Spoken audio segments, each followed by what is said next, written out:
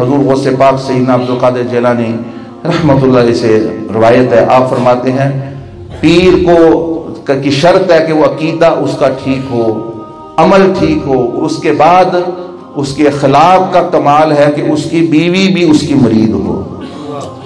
फरमाया मैं तो पीर उसको मानता हूँ, मेरी 4 बीवियां हैं, चारों मेरी ज़ेरे तरबियत है।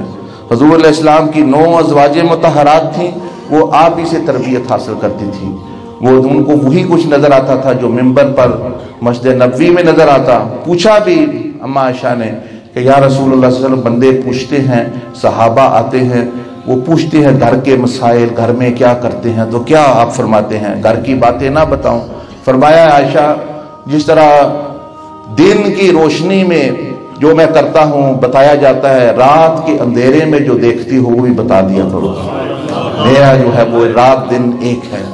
इसी तरह हुज़ूर गौसे पाक शहनशाह बगदाद सैयदना अब्दुल कादिर जिलानी फरमाया मेरी भी आप पीरों को नसीहत, इसलिए आपको कहते हैं ना पीराने पीर, ये नाम तो नहीं है सिर्फ नारे मारने के लिए, पीराने पीर जिंदाबाद, पीराने पीर इसलिए आपको कहते हैं कि आप पीरों को नसीहत करें। ए पीरो, अपने ज़माने में जो अपने खुलफा, तुम में से सही मेरा खलीफा पीर वो है जिसकी बीवी भी उसके मुरीद हो। अगर बीवी कहे इससे बच के रहना, ये घर में तहज्जुद तो क्या, फिर नमाजें भी और गालियां भी, और इसका किरदार बिल्कुल मुख्तलिफ है। मिंबर पर ये बुत बन के और मतलब यानी मिन बन के बैठा होता है और मरीदों में पीर हाथ चुमा, लेकिन घर में ना बच्चों के साथ तल्लक थी, ना बीवी के साथ सही, ना पड़ोसियों के साथ सही।